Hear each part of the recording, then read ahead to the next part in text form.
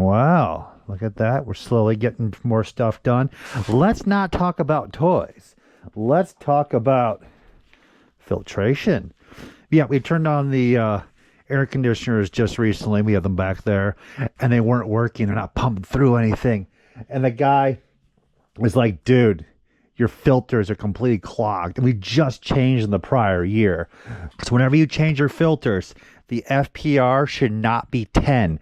10 is the most expensive and the most finest. And it'll get dirty and clog up very quickly within weeks. FPR 5 is cheaper and they'll last a lot longer and not stress your units. Look at that. You didn't learn anything about toys. I know. So yeah, we just been in this room. This room became an ultimate mess. It's just, oh my God, it's so sad. I didn't want to show you guys it. So we will continue on our mission of evil, because what other mission is there, right? So let's move these out of the way. So we have, I don't even know if these are extra, to be honest with you. Look at this. Oh my God, the flag is a wonderful vehicle on display, but if it's not on display, it just becomes a giant jumble of evil parts. And you just want to move that stuff out of here. And that's where I'm at. So we'll get some good lighting. So with some good lighting, we are now towards the last two shelves of the basement. And we're going to move on to Transformers. Look at this. Underneath here, just on the floor, being squashed, is a prototype G.I. Joe figure. It's like, I didn't even know I even owned this. Like, why is it on my floor?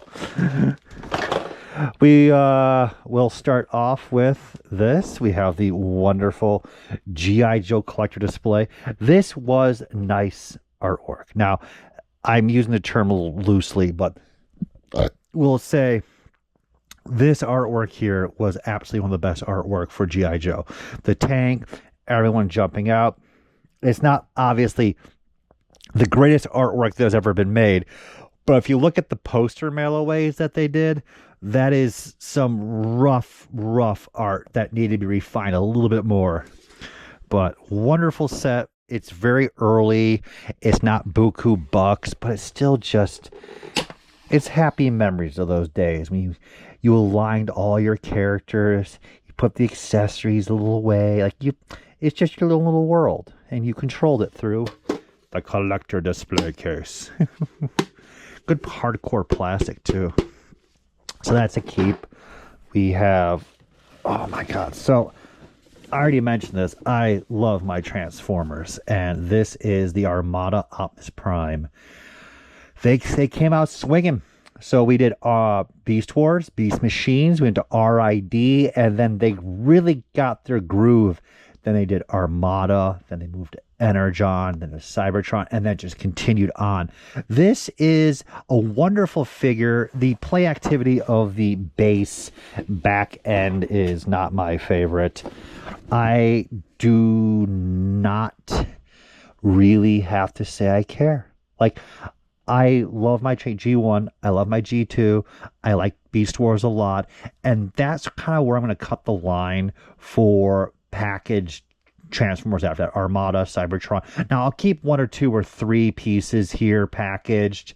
Like Evac from Cybertron was amazing, but like the market shut up on this piece. This might be 250, 200 sealed as it is right now, and it's big. I have a loose one. It's okay. The world will not fall apart and people being turned into half human, half rabbits if I sell this piece, because that's one of my concerns that I always have in general. No, it's okay. You can let this thing go, and it's fine. It's fine. They did the recolor, and then they did the special gift set 2-pack with Overload. Those are very, very hard to get, especially the 2-pack and the yellow. But it's okay. And these are those things like, if you want this back, you can get it back. If I sat back 3 years from now and said I regret selling that, I can pick one up. Maybe not as clean as this one, which I think I probably bought off the shelf all those years ago, but it's obtainable. But we need space. We need to move on. I don't wake up every day and be like, my God, I've got a sealed Armada Optimus in the basement. Life is good. No, but it still is a nice piece. I don't have that space, as we discussed multiple times in these videos, to hoard everything anymore. It's just, we gotta let more stuff go. That being said, we have still in the Walmart bag. Shows you how much I love this stuff. I was super excited. I don't even go to Walmart or Target. I don't even shop for new stuff really anymore. If I see something at the toy shows, I might get a little excited, like some newer Transformers. I might buy one or two. But when they made these Aliens figures from Leonard, oh, the prices were so fair, and they kept it simple and cheap. And they were meant to be played with. Like, if you collect them, that's fine, but we're making these for kids to play with. And I really like this. I really did. They put a lot of heart of just play activity. The artwork is harks back to the old Dark Horse almost, in my opinion. I love that. And again, I didn't buy up the world. I have a Queen. I have this pack, maybe one other, and that's it. They're not buku dollars, but just a couple samples here and there would be fine. So that will be a keeper. What is this? Oh my God. It's the Bigfoot figure. Like, I mean, how many years ago was this? So this is the Ninja Turtles CGI movie. I think it was 2007. And Playmates offered, if you sent away a couple of the UPCs, you can get the Bigfoot mail-away figure. And, of course, that's sent to my old address. It just, I mailed away for a couple of them. I think this is the last one. And you know what? I like it. It's a great movie. I actually thoroughly enjoyed that movie. It was a unique twist of the Turtles lore to go to a completely different direction, but include a lot of the main characters and Karai and Shredder but I can let that stuff go. I'm a hardcore Turtle fan. I think I already have a loose one. And again, like, it's okay. That might be a $50-$60, but those are like, it's still with you. The childhood love of just mailing away for something and having it come in the mail, an action figure exclusive like that. So, yeah, but it's okay, man. You know how it is. We got my Sky Striker, pretty clean shape. All our parts are over there in the corner, but yeah, that was like 1 out of 20, and I was like, pick the best one and dump the rest, numbnuts.